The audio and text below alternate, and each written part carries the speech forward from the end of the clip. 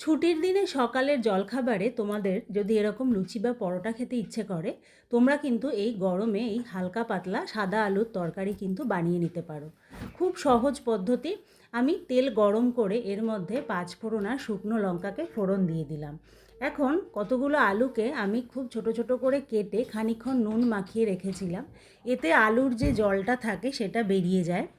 জল ঝরিয়ে আলুগুলোকে আমি এই তেলের মধ্যে দিয়ে দিচ্ছি। এইভাবে নুন মাখিয়ে রাখলে কিন্তু আলুগুলো খুব তাড়াতাড়ি সেদ্ধ হয়ে যায়। এবার আলুগুলোকে নাড়াচাড়া করে আমি এর ওপর থেকে খানিকটা হিং দিয়ে দেব।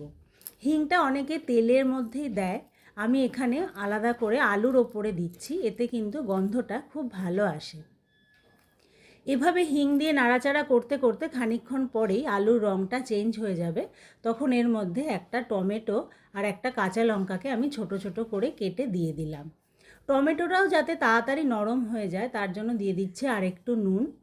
এইভাবে সব কিছু নাড়াচাড়া করে খানিকক্ষণ চাপা দিয়ে রাখলেই দেখবে যে টমেটোটা একদম নরম হয়ে গেছে আর আলুটাও দেখো প্রায় সেদ্ধই হয়ে গেছে।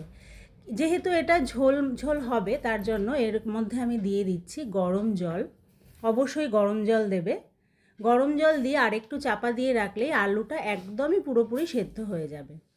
তখন একটা খুন্তি বা হাতার সাহায্যে যদি তোমরা আলুগুলোকে একটু ভেঙে দাও তাহলেই তরকারিটা মাখা মাখা হয়ে যাবে। আর একটু মিষ্টি তো অবশ্যই দিতে হবে, আমি এখানে একটু গুড় দিয়ে দিলাম। দেখো সুন্দর সাদা আলুর তরকারি তৈরি। এখন পরোটা বা লুচি যে যেমন খাও, আমি এখানে আটার পরোটাই বানাচ্ছি, 3 কোনা করে বেলে নিচ্ছি। তোমরা অবশ্যই ময়দা দিয়েও খেতে পারো। এভাবে বেলে আমি সাদা তেল গরম করে দুদিক লাল করে ভেজে নিচ্ছি।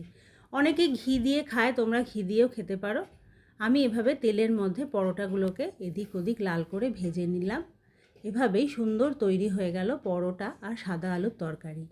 আমরা সবাই তো খুব ভালোই খেলাম সকালের খাবার। তোমরা অবশ্যই বানিও আর আমার চ্যানেলটাকে সাবস্ক্রাইব করো।